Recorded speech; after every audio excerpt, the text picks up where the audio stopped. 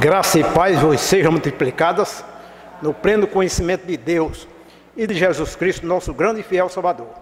Oração dedicatória, todos em oração silenciosa.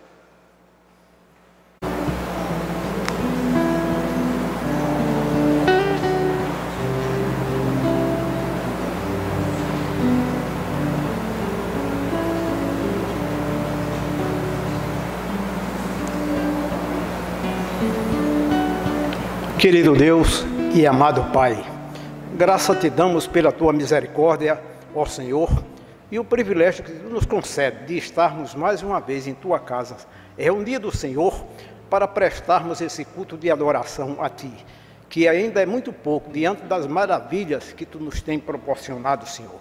Obrigado por esse momento tão importante na nossa vida, meu Deus, meu Pai. Muitos estão aí envolvidos na prostituição e nós estamos aqui unidos e reunidos para ouvirmos a mensagem que logo mais será ministrada e cantarmos louvores a ti direcionados, meu Deus, meu Pai, com todo o amor e dedicação. Obrigado por tudo, em nome do Senhor Jesus. Amém. Chamada adoração, Salmo 134, versículo de 1 a 3, será uma leitura uníssona. Encontra-se no boletim. Bendizei ao Senhor, vós todos, servos do Senhor, que assistis na casa do Senhor, nas horas da noite. Erguei as mãos para o santuário e bendizei ao Senhor. De Sião te abençoe o Senhor, Criador do céu e da terra. Amém. Canto congregacional 33, Maravilhas Divinas. Leitura bíblica alternada. Salmo 138, versículo de 1 a 8. Todos de pé. Render-te-ei graças, Senhor, de todo o meu coração. Na presença dos poderosos te cantarei louvores. Prostrar-me-ei para o teu santo templo e louvarei o teu nome, por causa da tua misericórdia e da tua verdade, pois magnificaste acima de tudo o teu nome e a tua palavra. No dia em que eu clamei, tu me acudistes e alentastes a força da minha alma. Render-te-ão graças, ó Senhor, todos os reis da terra, quando ouvirem as palavras da tua boca. E cantarão os caminhos do Senhor, pois grande é a glória do Senhor. O Senhor é excelso, contudo, atenta para os humildes.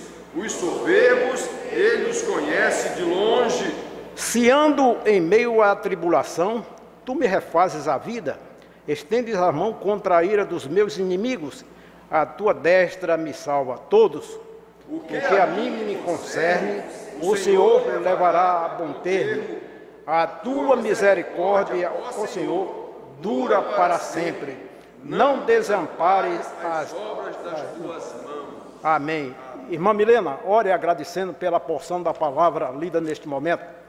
Irmã Milena. No mundo havemos, crentes, de ter sempre algum pesar, lutas de sabores, nossa paz vem perturbar.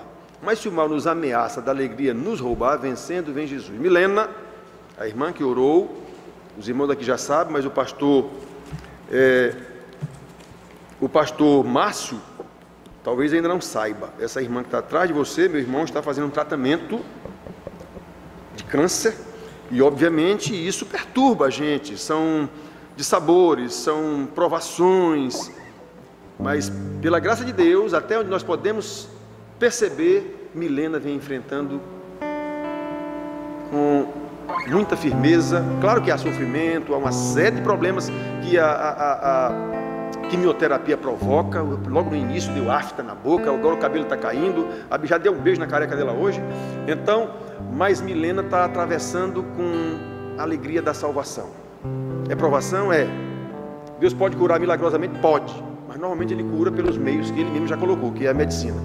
Então, o irmão Márcio, que põe na sua igreja em oração, nossa irmã Milena, está passando um desertozinho meio carregado aí, tem 3 filhos pequenos e um grande, que é o marido, para tomar conta, Então, esse dá mais trabalho do que os 3 pequenos. Certo? Aí Milena precisa de muita graça para continuar tocando os seus afazeres. Mas é assim. Glória, glória, aleluia, porque vencendo vem Jesus. Aleluia. Louvado seja o nome do Senhor. Vamos adorar a Deus, cântico antigo que todos conhecem.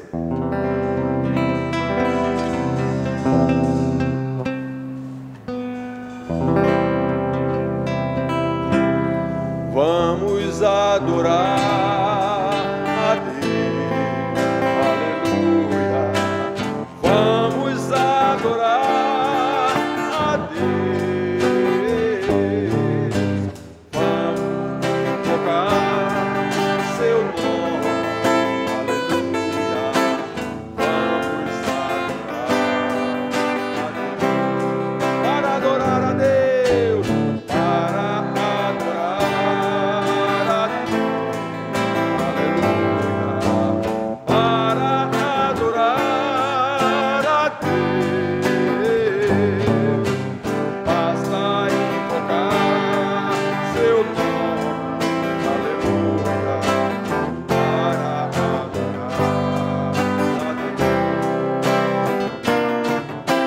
Vem em minha vida num dia especial, tocou meu coração por onde sem igual. E esta é a razão porque eu canto assim. Vamos adorar a Deus. Ele veio em minha vida, Ele veio em minha vida num dia especial, tocou meu coração por onde sem igual. Esta é a razão porque eu canto assim. Vamos adorar a Deus. Vamos adorar a Deus. Vamos adorar a Deus.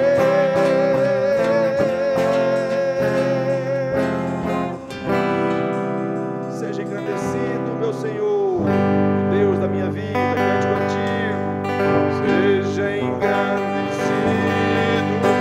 ó Deus da minha vida. Tu és o Deus da minha salvação.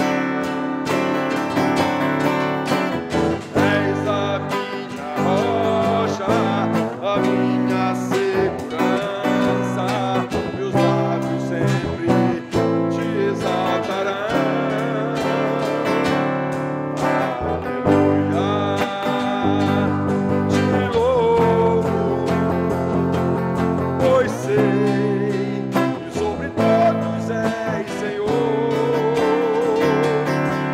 Aleluia, te louvo, pois sei que sobre todos és Senhor. Aleluia, aleluia, aleluia, louvemos ao Senhor. Aleluia, aleluia, aleluia, louvemos ao Senhor.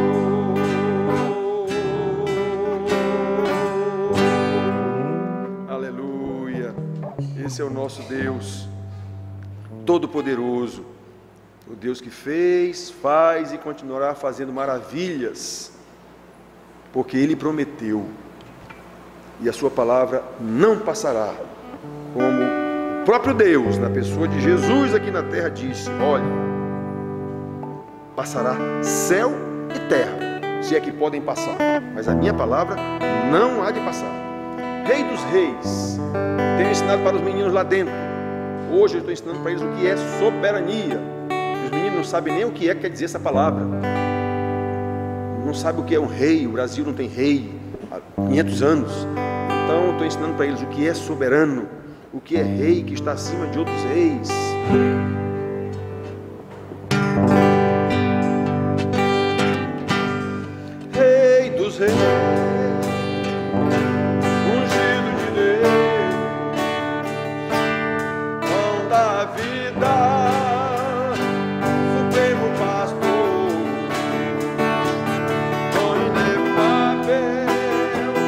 louvado seja o teu nome. Vive em mim, libertador, mais precioso do que pérola, mais adiante do que o sol. Brilha em mim a luz da esperança, eleva a Deus a minha voz. Glória a Deus que dá vitória, glória a Deus que reina em glória e poder. Glória a Deus, a minha estrela da manhã. Faz de mim um servo teu, Rei dos reis, ungido de Deus, pão da vida, supremo pastor, dom inefável, louvado seja o teu nome. Vive em mim, libertador, mais precioso do que pérolas, mais adiante do que o sol. Brilha em mim a luz da esperança, eleva a Deus a minha voz. Glória a Deus que dá vitória, glória a Deus que reina em glória e poder. Glória a Deus, a minha estrela da manhã. Faz de mim um servo teu. Glória a Deus, glória a Deus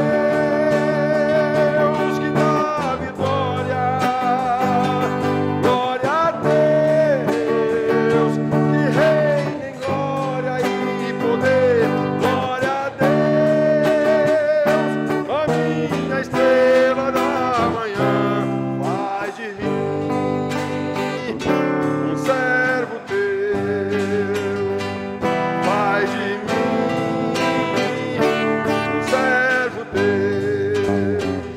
Ó, faz de mim um servo teu.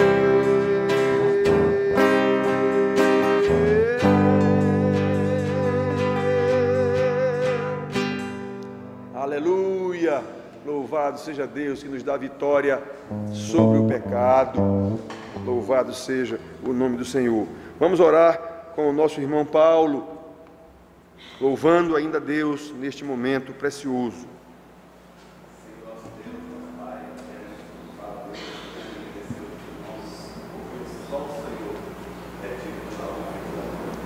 Obrigado por Senhor feito nossas vidas, Deus. Obrigado, Senhor. Por estarmos aqui nesta noite, Senhor. Deixa eu louvar, agradecer, da tua bondade, da tua misericórdia.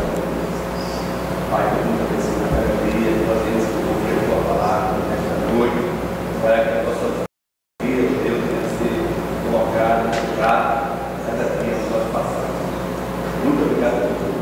É assim que nós louvamos e te agradecemos. No nome de Jesus. Amém. Irmãos, lembremos em nossas orações do presbítero Daniel. O presbítero Daniel está doente. Essa época agora de crise, de gripe, os médicos não sabem direito o que é virose. Pronto, tudo é virose, digamos assim. Não tem o que fazer, é virose da gripe. Então, Daniel está muito doente em casa com essa virose, gripe, alguma coisa assim. Então que a gente possa, eu esqueci de botar no boletim, mas que a gente possa lembrar do presbítero Daniel. O jovem Jackson também está doente. É nosso aluno aqui do curso de sábado. Ligou ontem dizendo que não poderia vir para a aula porque estava muito doente com essa mesma patologia, mesma sintomatologia, mesma coisa. Então que a gente possa orar por esses irmãos e Deus possa acompanhar esses irmãos no seu tratamento e lhes dar conforto e segurança. Muito bem, vamos aprender do Senhor. Esta, irmãos, é a parte mais importante de qualquer cerimônia cultica, de qualquer reunião da igreja. É a parte da palavra de Deus. Nós falamos com Deus através dos cânticos, das orações, os cânticos quando nós louvamos, adoramos e engrandecemos o seu nome, as orações quando nos relacionamos a Deus, dizendo a Ele das nossas angústias, necessidades, nossos prazeres, nossos amores, nossa simpatia, nossa alegria pelas suas maravilhas, e Ele fala conosco através da palavra. Essa é a parte mais importante, quando nós recebemos de Deus a orientação, o ensinamento de acordo com a vontade dEle, para que nós vivamos assim. Então, vamos abrir nossas Bíblias no livro de Hebreus, carta aos Hebreus, um livro que teve dificuldade para ser aceito no cânon da Bíblia, porque não se identificou o autor. Muita gente questiona, foi Paulo, não foi Paulo? Não importa quem foi ou quem não foi, o fato é que não está no livro registrado quem é o autor, e por isso quase esse livro não entra na Bíblia, embora seja um livro cheio de doutrina. E por isso ele foi aceito, por causa da riqueza doutrinária que há nele. Então nós vamos ler, irmãos, no capítulo 11, versículos 1 a 3, nós vamos lembrar aos irmãos hoje o poder da fé, alguns aspectos desse poder da fé. A mensagem do boletim eu escrevi sobre isso também. E nós vamos ler esses 3 versículos primeiros do capítulo 11. Os irmãos acompanhem atentamente, que nós vamos depois discorrer sobre isso, lembrando alguns aspectos importantes. Ora, a fé é a certeza de coisas que se esperam, a convicção de fatos que se não vê, pois pela fé os antigos obtiveram bom testemunho. Pela fé entendemos que foi o universo formado pela palavra de Deus, de maneira que o visível veio a existir das coisas que não aparecem. Aí na sequência o escritor começa a mostrar pessoas do conhecimento dos hebreus, pessoas desde os patriarcas, desde Abraão. Ele sai lembrando como esses homens demonstraram a sua fé. Nós não vamos entrar nesse particular, nós vamos falar só sobre esses 3 versículos, mostrando alguns aspectos desse poder. Então, olhem só, irmãos. Normalmente, esse primeiro versículo, principalmente, ele é assumido como uma definição de fé, mas não é disso que aqui não está querendo definir o que é fé, não.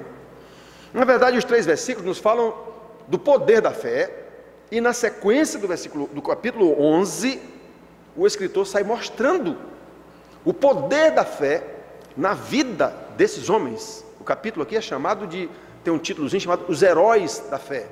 Homens, como ele mesmo escreve, dos quais o mundo não era digno. Ele considera esses homens tão santos, homens tão importantes no propósito de Deus, na criação da sua nação e do seu povo, que ele diz, o mundo não era digno desses homens. Para vocês verem como o escritor considerava esses homens agraciados por Deus com uma fé tão robusta, uma fé tão poderosa. E esses versículos que seguem, para nos mostrar essa fé, nos falam sobre a perseverança daqueles homens, daqueles que têm fé em função do conhecimento do objeto da sua fé. Prestem bem atenção, irmão. Fé não é algo no vazio, não é algo assim tão abstrato. Não, eu tenho fé. Sim, fé em quê? Fé em quê? Qual a base da sua fé? Eu tenho fé, isso é muito fácil dizer, isso não é fé, isso é crendice, isso é pensamento positivo. Para eu dizer que eu tenho fé em quê? Em quem? Então, irmãos, o poder da fé, na vida dos heróis da fé, conforme esse capítulo 11 aqui de Hebreus, esse poder nos mostra como essa fé fez com que eles esperassem naquilo que ainda não existia. Esses homens viveram de forma titânica, com base numa promessa de um Messias, que eles não sabiam quando viria, quem era esse Messias, como ele viria, eles sabiam só que viria o Messias, porque ele estava prometido desde lá de Gênesis 3,15, o descendente da mulher, que pisaria a cabeça da serpente, aquele em quem serão benditas todas as famílias da terra, é na tua descendência, Abraão, serão benditas todas as famílias da terra. Paulo fala lá em Gálatas, que essa descendência que Deus prometeu a Abraão, se referia ao descendente, Jesus. Então esses homens viveram, irmãos, na esperança, na fé, na promessa de Deus, de um Messias que ainda haveria de vir, e que eles nunca viram. É por isso que o escritor diz que esses homens, dos quais o mundo não era digno. Por quê? Porque esses a quem ele estava escrevendo, sabiam, conheceram o ensinamento de Jesus, conheceram os apóstolos, e mesmo assim estavam desertando da igreja. O livro de Hebreus todo é um livro terrível contra aqueles que são apóstatas práticos. Estão na igreja, mas não obedecem a palavra de Deus, não querem saber quem é Deus, não têm fé na palavra de Deus porque não conhecem a Deus. São os tais crentes que estão na igreja, mas são apóstatas práticos. O próprio livro de Hebreus diz que para estes não há mais salvação. O livro de Hebreus é simplesmente terrível. É interessante observar, queridos, conforme está escrito nos capítulos 13 desse versículo, nós lemos só o 1, 2 e o 3, mas vamos ler o 13. Vamos ler o 13 que eu anotei aqui. Diz assim: todos estes quem? Os patriarcas que ele está falando aqui, os tais heróis da fé. Todos estes morreram na fé, sem ter obtido as promessas. Então esses homens viveram pela fé, mas nunca obtiveram aquilo que eles esperavam. Versículo 39, mais na frente. Ora, todos estes quem? Os heróis da fé que o homem relata e enumera aqui no capítulo 11. Todos estes que obtiveram bom testemunho por sua fé, não obtiveram, contudo, a concretização da promessa. Homens dos quais o mundo não era digno, pois esses homens viveram com base nessa fé. Que fé? Fé em quê? Fé em quem? Fé na promessa de Deus Jeová, de que viria o Deus Messias, e eles nunca viram, nunca gozaram da chegada dessa promessa. Morreram todos eles esperando, mas nunca vacilaram. E o livro trata aqui dos irmãos hebreus que estavam vacilando, que estavam abandonando a igreja, que não ouviam mais os seus líderes, que não se reuniam mais nos cultos. É isso que ele trata nesse livro. Aí ele sai mostrando que esses homens, com base em tudo aquilo que eles viveram, ele fala dos sacrifícios, que eles viveram com base em sacrifícios, pois aquele sacrifício era tudo, como se diz, símbolos do sacrifício de Cristo, o Cristo, o Messias que veio, esteve aqui, todos vocês sabem dessa história, pois eles viveram com base só na informação que ainda viria. Vocês viram, vocês conheceram, e estão vacilando. Pois para vocês não há mais perdão. É isso que ele diz lá. Aqueles que estão nesse caminho, ele chama: voltem, voltem, obedeçam seus guias espirituais, reúnam-se no culto. Pois irmãos, e ele exalta o poder da fé desses homens aqui. A fé levou esses homens a perseverar durante toda a sua vida, mesmo que não tenham sido contemplados com o benefício da promessa que lhes houvera sido feita lá em Abraão. Na verdade, lá em Noé, aliás, Adão, mas em Abraão principalmente, porque foi em Abraão que Deus começou a concretizar a sua promessa. Foi em Abraão. Então, esses homens nunca viram o benefício do que lhes havia sido prometido. Eles creram, continuaram crendo naquilo que ainda não existia. É por isso que ele diz aqui no versículo: pois pela fé os antigos obtiveram um bom testemunho. E ele passa a narrar na sequência o testemunho desses homens. Pela fé Abraão fez isso, pela fé Moisés fez isso, pela fé Sansão fez isso, pela fé Raabe fez isso. Ele sai mostrando. Ah, irmãos, que coisa linda, que coisa linda. É disso que nos fala o texto lido. Não é uma definição de fé. Ele começa falando da fé para mostrar como a fé se processa, como essa fé tem poder, mas fé em quê e em quem? Este é o poder da fé, irmãos. Mas de que fé estamos falando? Vou voltar a lembrar a fé, a fezinha que eu vou fazer na loteria. Quantos irmãos fazem a tal fezinha na loteria? Por incrível que pareça.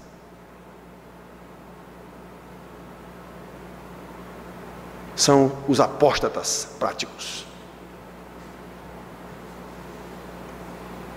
De que fé o homem está falando aqui? Da fé salvífica. O homem está falando da fé na palavra de Deus.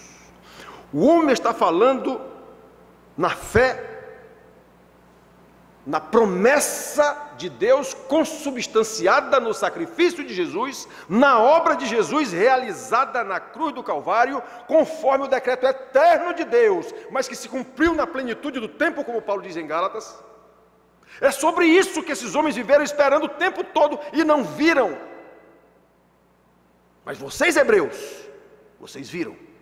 Nós, igreja, nós vimos, nós sabemos a história.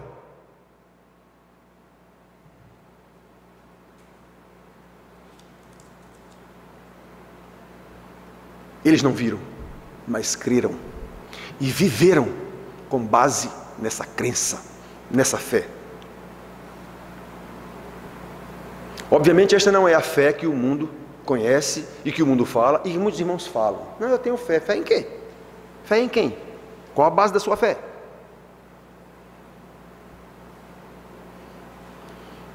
Essa fé que o mundo conhece, como está no boletim, ela também tem poder. E também é dom de Deus, graça de Deus para todas as suas criaturas, independentemente de salvação. A fé salvadora, essa é só para os seus eleitos, mas a fé comum todos têm. Todos têm.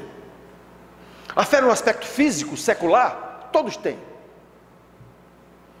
Por exemplo, quando nós compramos um produto no supermercado, que está lá dizendo não sei quantas calorias, não sei quanto de não sei o que, eu creio naquilo, sem saber se é verdade. Isso é fé. E aquele produto vai me fazer bem.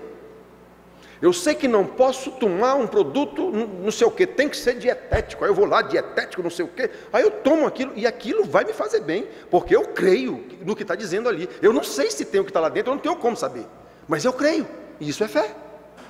Fé em quê? No que está dito ali. Eu tenho fé. E isso independe de eu ser crente ou não. Isso é graça de Deus, essa fé. Eu botei no boletim.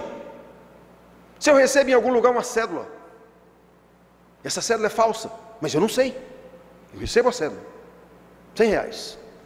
Aí eu chego no restaurante, vou almoçar, compro um almoço, pago o almoço, o rapaz lá também não conhece uma cédula falsa, também recebe a cédula falsa, e eu almoço, e esse almoço vai me fazer muito bem.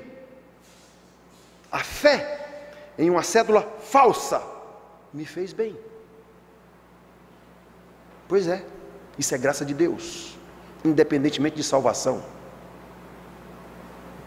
Quando eu entro num avião, eu não sei qual a capacitação do piloto, eu não sei onde ele fez faculdade de aviador, eu não sei se ele tem perícia para conduzir um avião, mas eu entro tendo fé que este piloto vai conduzir o avião até Belém do Pará, minha terra, e eu vou chegar lá são e salvo. Isso é fé.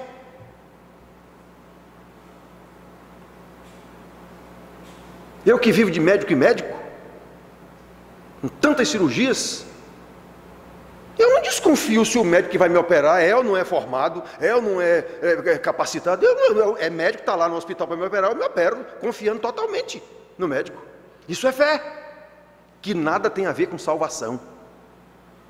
Fé prática, fé secular, e faz bem para a nossa alma. Isso é dom de Deus, é graça de Deus para todas as suas criaturas. Um macumbeiro que vai se operar, ele também confia no médico, ele tem fé no médico e é abençoado do mesmo jeito. O médico faz a cirurgia e é bem sucedida. Tudo que eu falei aqui, seja crente ou não crente, quem for satanista, o que for, vai acontecer com ele e ele vai ser abençoado do mesmo jeito. Isso é graça de Deus com as suas criaturas, independentemente da fé salvífica. Esses homens aqui estão falando de outra fé.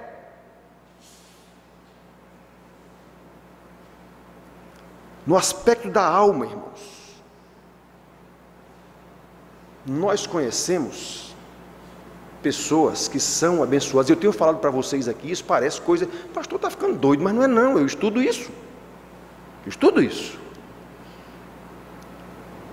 Aquelas pessoas no Círio de Belém do Pará, agarradas numa corda, lá, uma loucura, 2 milhões de pessoas agarradas numa corda, puxando uma carrocinha que vem a santa lá dentro. Aquelas pessoas são abençoadas com isso. As famílias, se alguém é curado, alguém recebe a sua casa, eles estão lá com a casa na cabeça para mostrar que ele recebeu a casa dele, que ele pediu para Nossa Senhora de Nazaré, lá em Belém do Pará. Ele recebe a sua bênção. Quem vai atrás de Chico Xavier, não sei quem, recebe a sua bênção. Que nada tem a ver com salvação. Isso é poder da fé.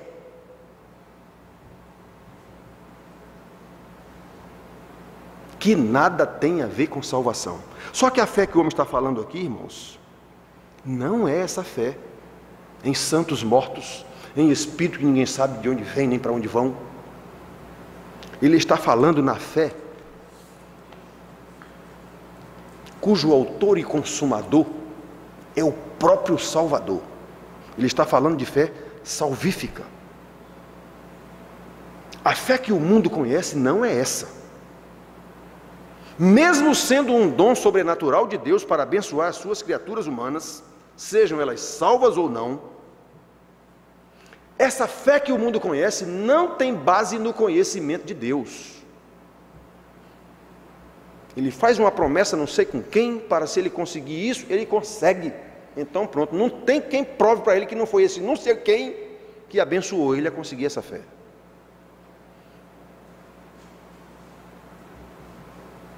E não tem como provar, ainda tem mais essa. A única coisa que eu, como pastor, uma pessoa que conhece Deus, diz: meu irmão não, que nem irmão ele é. Digo, companheiro, isso é graça de Deus, não é essa pessoa para quem você fez, acendeu não sei quantas velas, não sei o que, não tem nada a ver, isso é graça de Deus na sua vida e você reconheça isso. Pronto, é uma oportunidade até para você pregar para o camarada. Foi Deus que lhe deu isso, não foi Shogun, não sei quem não, foi Deus. Presta atenção quem é Deus. Olha, irmãos, a fé salvífica, a fé segundo a revelação de Deus, que Ele só a dá a quem Ele quer. Jesus falou isso.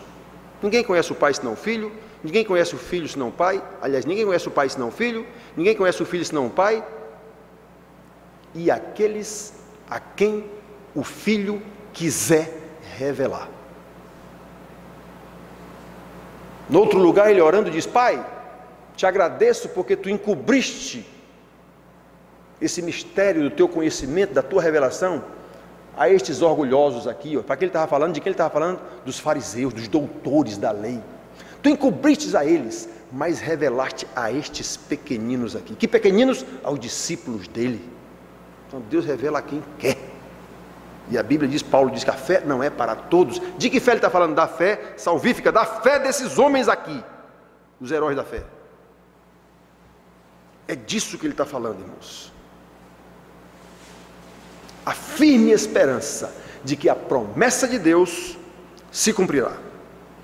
Esse é o contexto do capítulo 11 da carta aos Hebreus. Vou repetir. Aqueles chamados heróis da fé demonstraram a sua perseverança pela firme esperança da vinda de um Messias que lhes foi prometido, mesmo que isso nunca tenha acontecido na vida deles durante os seus dias. Mas o escritor aos Hebreus cita o seu exemplo, dizendo que eles tiveram bom testemunho por causa da sua fé, nessa promessa que lhes foi feita. E agora ele está impactando a igreja dos Hebreus, dizendo: e vocês? Como é que vocês estão vivendo desse jeito? Se pautem no exemplo dos heróis da fé. Uma igreja que foi pujante, forte, a igreja aos Hebreus. Provavelmente quem escreveu era pastor deles, que ele diz: orem para que Deus vos seja restituído. Ou seja, eu sou daí de vocês. Ele estava em algum lugar, provavelmente era um discípulo de Paulo, estava em algum lugar, em alguma missão, e soube da história que a igreja estava se acabando, e mandou essa carta para lá. Eu creio assim. Orem para que eu vos seja restituído. Irmãos, é por isso que eu insisto tanto no ensino, porque só o conhecimento de Deus nos dá a certeza de que as suas promessas se cumprirão, tanto as de bênção como as de maldição. E tem muito mais promessa de maldição na Bíblia do que de bênção. É isso que as pessoas não percebem. Elas se cumprirão todas.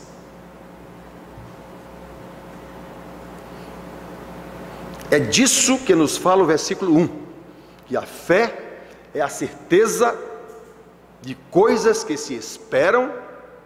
Deus não prometeu? Então espere, tanto as de bênção como as de maldição. Você é alvo de quê? De bênçãos? Você receberá todas elas. Você é alvo de quê? De maldição? Você receberá todas elas. É isso que o escritor está chamando a atenção desses irmãos aqui. É a convicção de fatos que se não veem. Eles não viram o Messias. Muitos israelitas nunca viram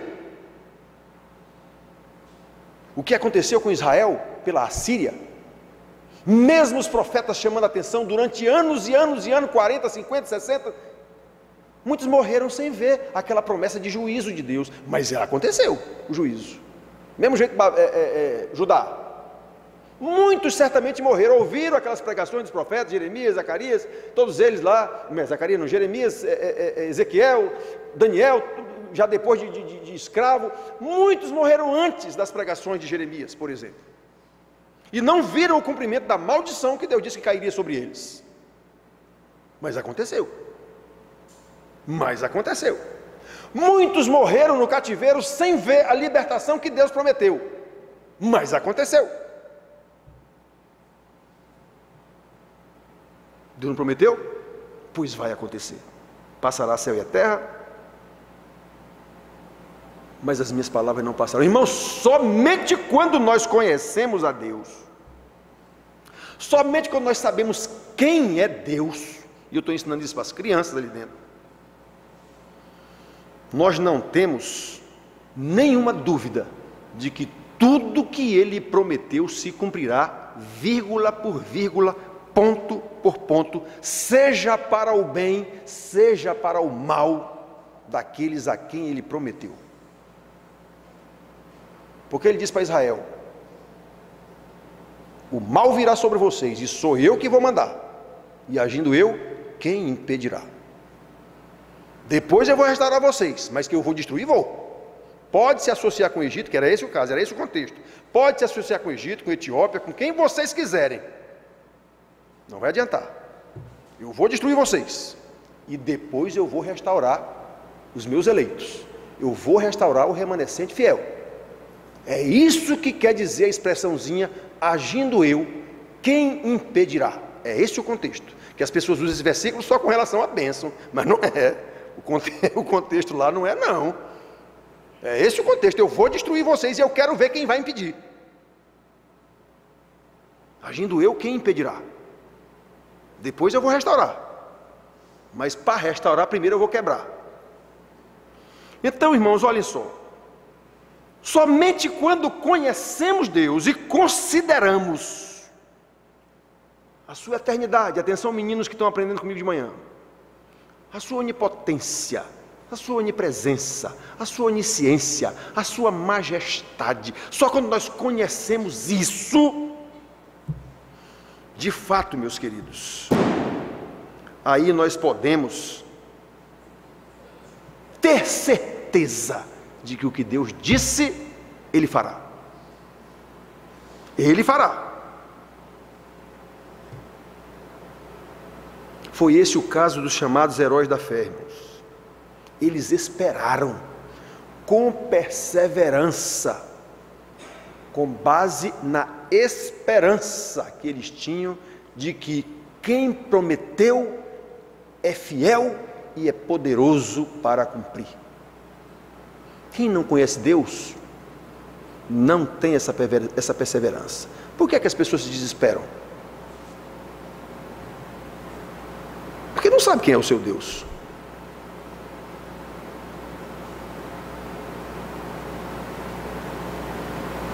Estes homens esperaram por fatos que eles nunca viram, mas perseveraram, porque tinham convicção daquilo que eles esperavam.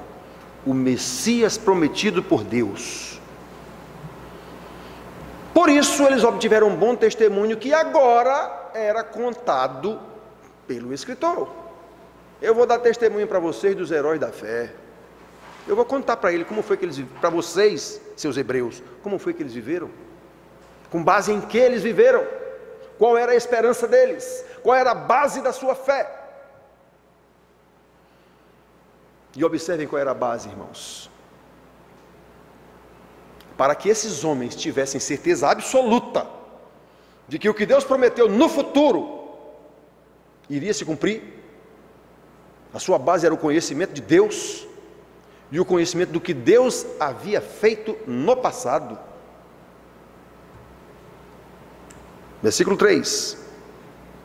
Pela fé entendemos que foi o universo formado pela palavra de Deus, de maneira que o visível veio a existir das coisas que ainda não existem. Eles sabiam que Deus criou o mundo do nada, haja luz e houve luz.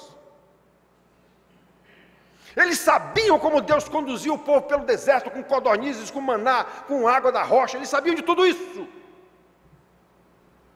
Esses heróis da fé. Então, como eu vou duvidar de que virá um Messias que eu não sei ainda? Virá. Porque muitas outras coisas vieram do nada. E eu sei quem é esse meu Deus. Conhecimento de Deus. Quando eu conheço Deus, eu confio. Ora, Ele não fez o mundo do nada. Como é que Ele não pode me curar de um câncer através de uma cirurgia ou do jeito que Ele bem entender? Se Ele quiser, detalhe. Se Ele quiser. Eu não tenho que estar questionando Deus porque Ele quis ou porque Ele não quis. Deus é Deus. Ele sabe o que é melhor para mim. Essa é a base, irmãos. A própria experiência daqueles heróis da fé, pelo que eles sabiam, como nós vimos em 2 salmos aqui. Os nossos pais nos contaram. Eu sei dessa história. Meu pai me ensinou. Eu estou batendo aqui para os meninos, já que falar para os pais não tem adiantado 8 anos. Há 8 anos que eu digo isso para os pais aqui. Eu estou começando a ensinar os meninos, estou dizendo a eles, cobrem dos seus pais. Cobrem dos seus pais. Eu tenho dito isso aqui há 3 domingos já, que eu fiquei escandalizado. Meninos com 12, 14 anos não sabem achar um livro na Bíblia. Nascidos e criados na igreja, detalhe. Que coisa terrível! Esse pai não sabe, quando ele encontra Deus, o que é que vai acontecer com ele. Ele não tem noção.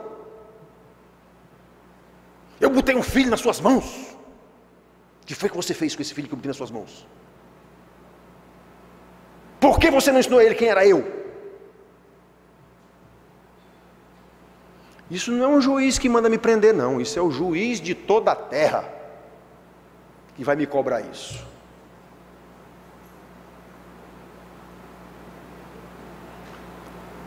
Olha, irmãos, nenhum deles viu a formação do mundo.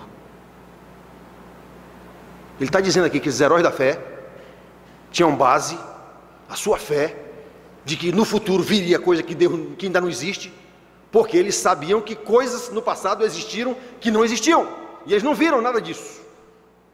Como foi que Deus criou o mundo? Nenhum deles estava presente lá, mas eles sabiam, eles não viram as coisas que existem. Os céus proclamam a glória de Deus, está escrito. O firmamento anuncia as obras das suas mãos. Então, se Deus disse que virá o Messias, virá. E eu vou viver por essa fé, por essa esperança.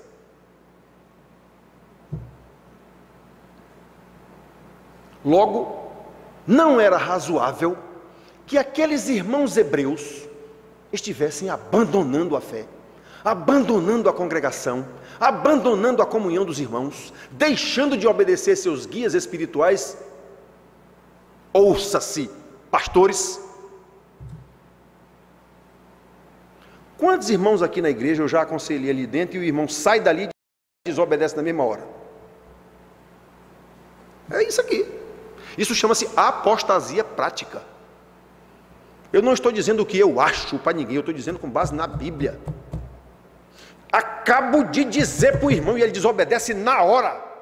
Não é mais tarde não, é na hora. Isso é apostasia prática. Essa pessoa está dizendo, esse Deus que o senhor está me falando aí, pastor, não vale nada. Não vou obedecer não. Eu sou mais eu sou mais do que eu acho, eu sou mais do que eu penso.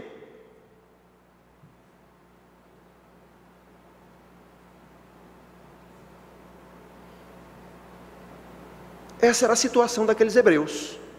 Essa é a situação da igreja hoje, qualquer uma. Eu estou falando de igreja, que é igreja. Não estou falando dessas que têm nome de igreja, mas são mercado, empresas. Eu estou falando de igreja.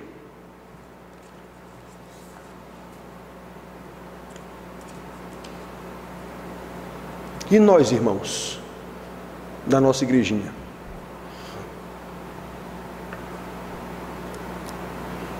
Será que muitos já não esmoreceram há muito tempo? E estão vivendo como se nada disso que eu estou dizendo aqui fosse verdadeiro? Isso é apenas cultura religiosa. Por quê? Porque a minha vida evidencia isso. Tudo isso aqui é lari-lari, lero-lero. Eu já escuto isso desde menino. Por isso que eu não ensino meus filhos. Está tudo besteira. Não diz, mas é assim que o seu subconsciente funciona. É por isso que eu não ensino meus filhos. Não me preocupe em isso é tudo besteira. Eu vivo essa vida, escutando essa vida inteira. Jesus vai voltar, já até pararam de falar, pastor, nem fala mais isso, Jesus vai voltar. Eu preguei aqui há 3 domingos atrás, e ele voltará como juiz, não é mais como salvador não. Ele voltará como juiz, não é mais como advogado não, é como juiz. Para cá meus eleitos, para ali os condenados, acabou-se. Então, irmãos, será que há muito tempo muitos irmãos exercem apenas uma fé genérica, aquela fezinha que eu vou fazer na loteria, com base nas coisas seculares, que acontece com qualquer um, seja ele macumbeiro, espírita, bruxo, satanista, crente, protestante, acontece com qualquer um. Essa fé genérica acontece com qualquer um, com base em coisas seculares, e não com base no conhecimento de Deus, com base na palavra de Deus, que é ensinada, e eu desobedeço na hora, não é mais tarde não.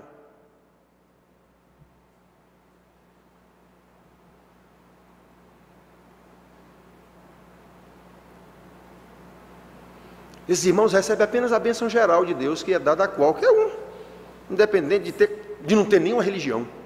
Ele respira o mesmo ar que eu respiro, ele come arroz, feijão, farinha, tem polícia para libertar ele de bandido, tem delegacia, tem shopping center, tem ônibus, tem avião, tem tudo, tem roupa do mesmo jeito, tudinho. Se ele tiver fé em quem interessar, ele vai receber, se ele não tiver fé, ele vai receber do mesmo jeito. Os irmãos vivem assim, a grande maioria. E eu sei disso, porque eu converso com os irmãos, eu escuto os irmãos, eu ensino para os irmãos e vejo como é que os irmãos vivem.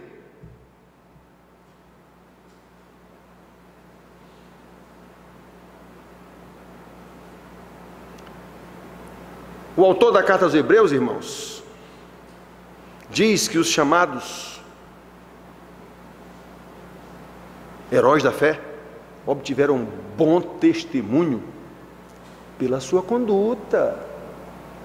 Eu vivo dizendo aqui, dizer que é crente é muito fácil, todo mundo diz. Agora, crente é aquele que vive como crente.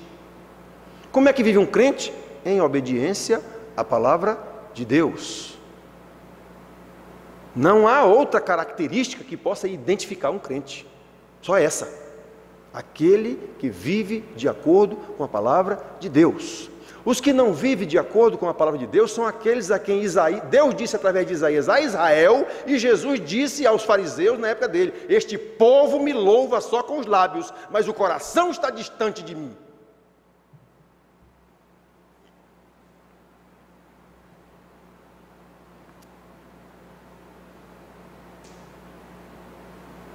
Irmãos queridos, qual é o nosso testemunho? Os heróis da fé tiveram um bom testemunho. Qual é o nosso testemunho? As pessoas podem testificar que nós somos crentes pela nossa conduta? Os nossos filhos comprovam que nós somos crentes pelo ensinamento que nós demos a eles? Não. Aqui na nossa igrejinha, não.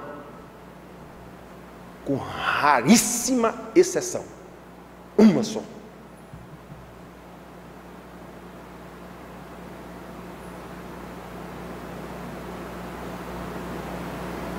A nossa vida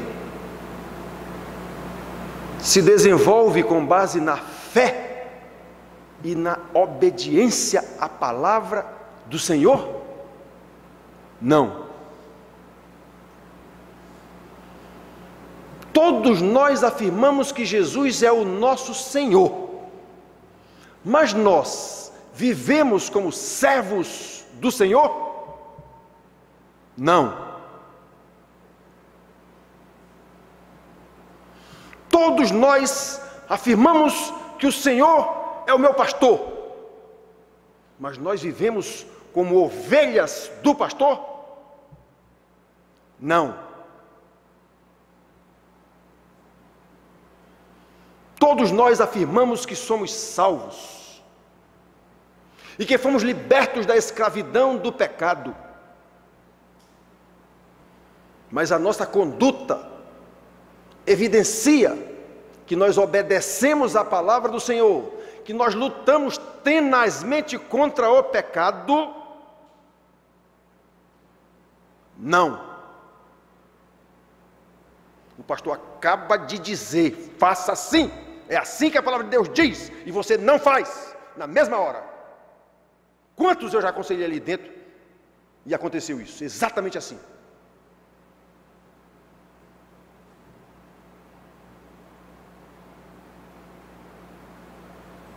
Na verdade, nós ficamos brincando, flertando com o pecado. Não, não tem problema não, pastor.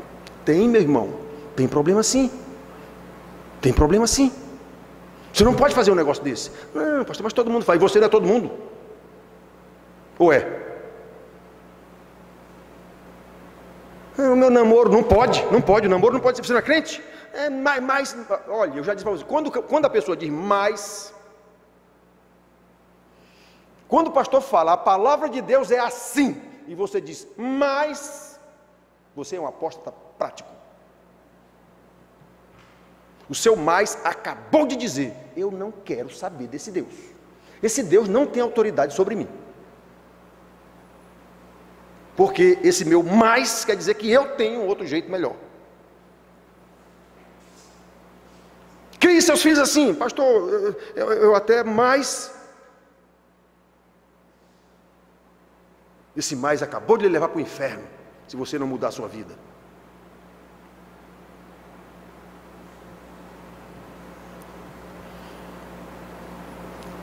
Quanto à preocupação com a nossa vida, com o nosso sustento,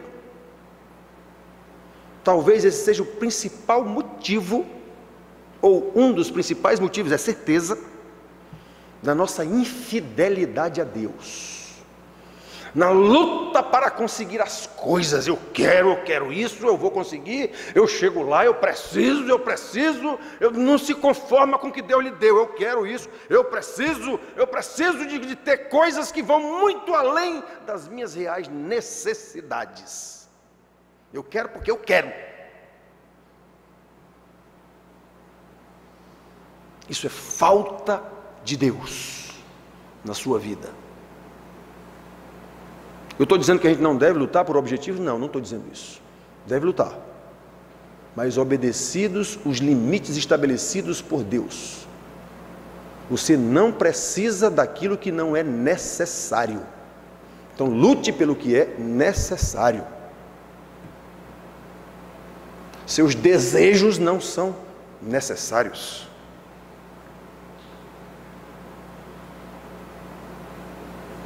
Olha, irmãos, e mais, nós tentamos conseguir essas coisas pela nossa própria capacidade, totalmente independente de Deus. Isso aí qualquer um do mundo consegue. Qualquer um que tenha essa capacidade, detalhe, capacidade que Deus mesmo deu, e ele nem sabe disso. Quem é ateu, não sei o que, ele nem sabe disso. E vira dono de um shopping, por exemplo, vira dono de uma grande empresa, ele não é crente, não quer saber de Deus, não quer saber de nada. Você vai falar de Deus, como hoje eu conversando com a irmã, ele disse, olha, isso aí é história de carochinha, esse negócio de Deus, Bíblia, isso é tudo história da carochinha, isso é tudo tolice, não mesmo falar disso não. E o homem é rico. Quem foi que deu essa riqueza para ele? Foi o diabo? Foi não, foi Deus. O diabo não dá nada para ninguém não. Pois é, quantos irmãos da igreja vivem com esse objetivo? Eu quero ser rico. Eu preciso ter isso. Mas por que você precisa ter isso? Quem disse que você precisa ter isso? O que Deus me deu não é suficiente. Ou seja, meu Deus não sabe. Em outras palavras, meu Deus não sabe. Quem sabe sou eu. Esse meu Deus não sabe não. Isso que Ele me deu não é suficiente não. Eu quero. Esse meu Deus não serve. A apostasia prática. Esse mesmo livro de Hebreus está dizendo que as pessoas que têm esse conhecimento da palavra, que conhecem o que Deus disse na palavra, que já até experimentaram as maravilhas de Deus, já até experimentaram dons, esse dom não é dom de falar em língua, essas tolices não, é dons, dádivas de Deus na nossa vida normal, no cotidiano, na mensagem da palavra, no conforto da palavra, no estímulo da palavra, na repreensão da palavra, é isso, são esses dons que Paulo disse que queria dividir com os romanos quando ele fosse lá, é isso. Então são dádivas de Deus na vida da gente. Pois é, lá, esse mesmo livro de Hebreus está dito lá no capítulo 6, versículo de 4 a 6, que aqueles que experimentaram isso e rejeitaram essas coisas, não há mais salvação para eles. Está escrito lá. Seria preciso que Jesus viesse de novo, nascesse de novo, morresse de novo na cruz, ressuscitasse de novo, subisse ao céu de novo. Como isso não acontecerá com certeza absoluta, logo essas pessoas não têm mais salvação, já estão condenadas ao inferno, mesmo dentro da igreja. Mesmo sendo pastor. Apóstata prático. As pessoas pensam que apóstata é só aquele que diz, eu não quero mais saber de igreja não, eu não sou mais crente, abandonei tudo, como aconteceu há pouco tempo com um conhecido da gente, eu não sou mais nem crente, quero nem saber de nada, quero mais saber de crente, quero saber de pastor, nada, não quero saber de mais nada. A gente pensa que apóstolo é só esse. Não, o que vive dentro da igreja e não obedece a palavra de Deus, ele é apóstolo do mesmo tanto daquele, aliás pior, porque esse é hipócrita. Aquele outro pelo menos teve coragem de dizer e foi-se embora. Esse não, esse é hipócrita ainda por cima, mentiroso. Vive afirmando que está nem, não, eu sou isso, Não é. Você não obedece a Deus, então não é, você é um apóstolo prático. Irmãos, o relato sobre os heróis da fé nos mostra que eles conheciam o seu Deus. Nos mostram que eles conheciam as promessas de Deus.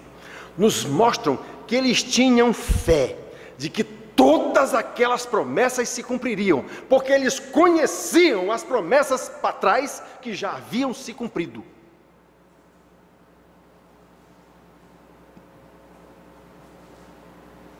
Por isso eles obtiveram um bom testemunho. Testemunho que agora está sendo contado aqui pelo escritor aos Hebreus. e ficou escrito para o nosso ensinamento, para que nós também aprendamos e vivamos com base no conhecimento de Deus, com base no conhecimento das promessas de Deus, com a certeza absoluta de que todas elas se cumprirão, tanto as de bênção como as de maldição. Esse é o grande erro dos apóstatas práticos. Uma vez uma irmã conversando comigo, se aconselhando, não era daqui não. Ah, pastor, minha Bíblia, as promessas de Deus são todas marcadas. E não é daquelas que já vem marcadas não, que tem umas que são tão fajutas que já vem marcadas. Na própria Bíblia da edição, as promessas de bênção, só as de bênção, as de maldição não tem nenhuma marcada. Aí, ela que, eu mesmo, eu catei todas elas aqui, eu marquei todas elas aqui, olha, está tudo marcadinho. Eu digo, é mesmo, irmã? Eu fui olhar, digo, ah, interessante, irmã. Você só marcou as de bênção, não foi? Mas, claro, eu digo, não está claro nada. Você devia ter marcado as de maldição também. Você obedece à palavra de Deus para ser alvo dessas bênçãos aqui? Eu sei que não, porque eu conhecia a vida da irmã. E até hoje, é uma santarrona de igreja para igreja, e eu sei a vida dela. De adultério, ela e a filha, eu conheço a vida. Mas é uma santarrona. Está tudo marcado as promessas de bênção aqui. Isso é uma pessoa apóstata, prática, dizendo que é uma santa. E fazendo-se passar na igreja por uma santa. Mas eu conheço a vida dela. Há pouco tempo a filha dela teve um filho, sem marido. Há muito pouco tempo atrás. Nunca mais eu encontrei as duas, com o filhinho e o netinho no colo. O dia que eu encontrar, eu digo, oi irmãs, é uma das bênçãos de Deus? É uma das bênçãos que a irmã marcou? Deve ser, um netinho, que beleza, né? Bênção de Deus, deve ser. Ah, irmãos queridos, só o conhecimento de Deus, só o conhecimento da palavra de Deus nos dará uma fé perseverante, porque essa fé perseverante estará lastreada e baseada na esperança bendita da glória de Deus. Quem não tem esse conhecimento jamais viverá assim. Ele vai viver uma vidinha medíocre dentro de uma igreja, achando que é crente, como qualquer pessoa do mundo vive em qualquer religião. Recebendo bênçãos seculares, normais, que todo mundo recebe, tenha ele religião ou não, faça promessa com santo ou não, faça promessa para Chico Xavier, para Ayrton Senna, para quem ele bem entender, ele vai obter tudo aquilo do mesmo jeito.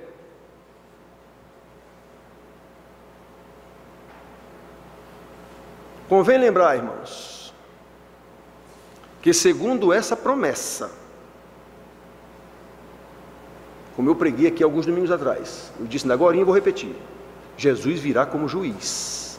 Essa mesma promessa, esse mesmo Messias que nós sabemos que já veio, portanto nós devemos ter certeza absoluta de que ele voltará, porque estava prometido para esses heróis da fé aqui que ele viria como Messias. Eles nunca viram, mas o Messias veio. E nós sabemos, pois bem, ele mesmo disse, eu vou, mas volto, eu não deixarei vocês órfãos, eu vou para lá, e ficarei intercedendo junto ao Pai, e mandarei um outro Consolador para vos ensinar toda a verdade, para vos fazer lembrar tudo que eu ensinei, para que vocês andem conforme eu ditei para vocês viverem. E nós estamos vivendo assim? Não, pois é, ele vai voltar como juiz.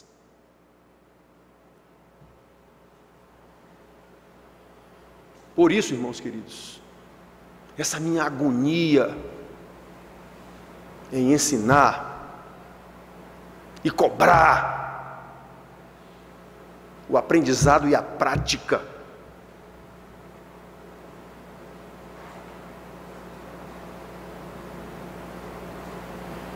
para que Deus nos conceda graça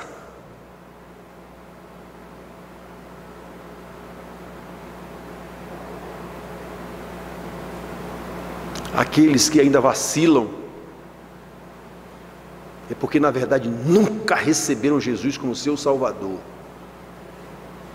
Que Deus nos conceda graça, para que realmente todos nós recebamos Jesus como Senhor. Todo mundo quer Ele como Salvador, mas não o aceita como Senhor, tanto que não obedece a sua palavra. O Salvador obrigatoriamente é Senhor.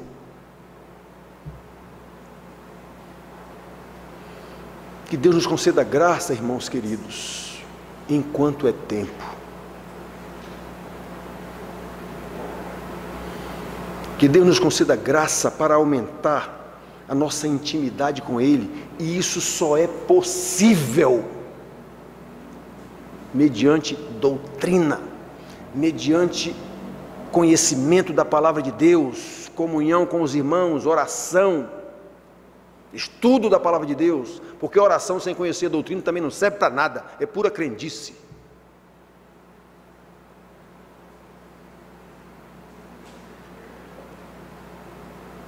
Enquanto nós aguardamos a sua volta, que é certa, como ele veio a primeira vez,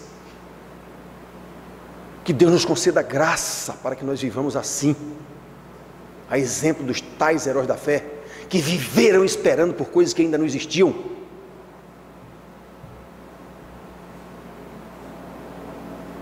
É esse o poder da fé, irmãos, da fé verdadeira, da fé salvífica, a fé que fortaleceu os patriarcas, a fé que fortaleceu os profetas, a fé que fortaleceu os apóstolos de Jesus, a passarem tudo que eles passaram, como Paulo diz, tudo posso naquele que me fortalece, posso sofrer, posso enfrentar, era isso. Milena, tudo posso suportar naquele que me fortalece. Eu posso suportar quimioterapia, eu posso suportar os efeitos colaterais da quimioterapia, porque Deus é comigo.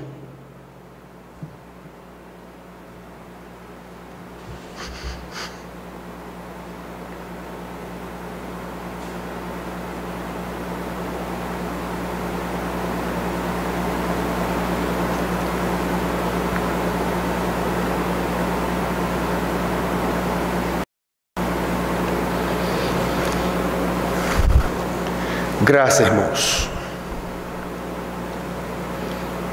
Como nós precisamos da graça de Deus.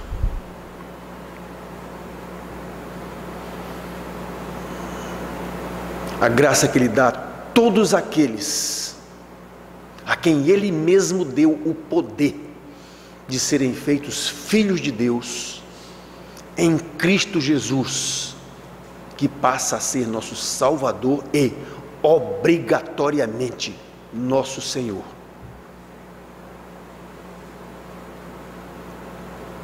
A fim de que nós sejamos perseverantes nessa fé poderosa, a fé que vence o mundo, como João ensinou.